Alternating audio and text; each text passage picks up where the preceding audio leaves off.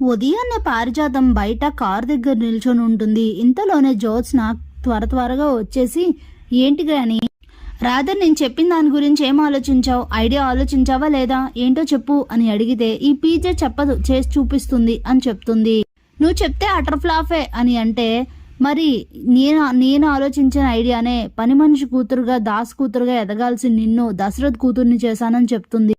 అవునవును, చాలా మంచి ఐడియా చేసి గొప్పగా చేసావు. ఇంట్లో విలువలేదు, ఆఫీస్లో విలువలేదు, దీప దగ్గర నా మాటకి లెక్కే లేదు అని అంటే, ఈ ప్లాన్తో అన్నీ వచ్చేస్తాయి అని చెప్తుంది. ఇంతకీ ఏంటి ఆ ప్లాన్ చెప్పు అని అంటే, చెప్పడం ఏంటి, ఆల్రెడీ చేసేసాను అని కార్ని చూపిస్తుంది. ఏంటి చెప్పు, ఏం చేసావు అని అడిగితే, కార్కి బ్రేకులు తీసేసానని రెంజులు చూపిస్తుంది.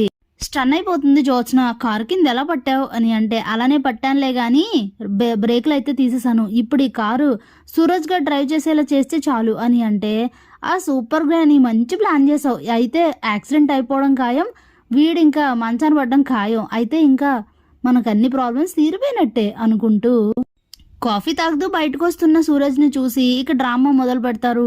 నువ్వు వెళ్ళు, అయితే పార్లర్కి వెళ్తావు కదా అని మాట్లాడుకుంటూ ఉంటే, ఇక జ్యోత్స్న కార్ ఎక్కి కారు స్టార్ట్ చేస్తే అదైతే స్టార్ట్ అవ్వలేనట్టు పెడుతుంది. ఇక ఇంతలోనే సూరజ్ని పిలిస్తే ఏమైందని అడుగుతాడు.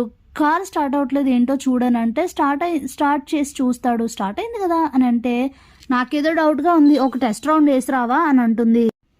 సరే అని చెప్పి ఒక టెస్ట్ రౌండ్ వేసి అలా వెళ్ళేసరికి ఇంకా ఒక 5 minutes అయ్యేసరికి, ఏంటి ఇంకా రాలేదు, కొంపదీసి పోయాడంటావా అని అంటే, ఏం డౌట్ లేదు, నువ్వు 108 కాల్ చేసి రెడీగా పెట్టుకో అని చెప్తుంది పారిజాతం. ఇక ఇంతలోనే సూరజ్ అయితే వెనక్కి వస్తాడు.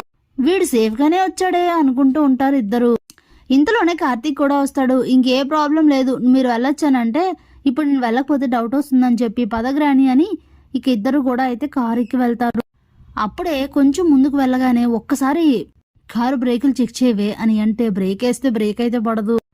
ఒక్కసారిగా షాక్ అయిపోతుంది జ్యోత్స్న. అదే మాట చెప్పేసరికి, అయ్యయ్యో నేను పని మనిషిగా పోకూడదే, పట్టు చీర కట్టుకోలేదే, నగలు పెట్టుకోలేదే, ఇప్పుడు ఇలా పాత చీరలో నేను చచ్చిపోతే పని మనిషి చచ్చిపోయింది అంటారు, శివనారాయణ గారు భార్య అనరే అని అరుస్తూ ఉంటుంది. ఆపుతావా, నీకు అసలు మైండ్ ఉందా, ఇక్కడ జరిగేది ఏంటి, నువ్వు మాట్లాడేది ఏంటని అరుస్తూ ఉంటుంది.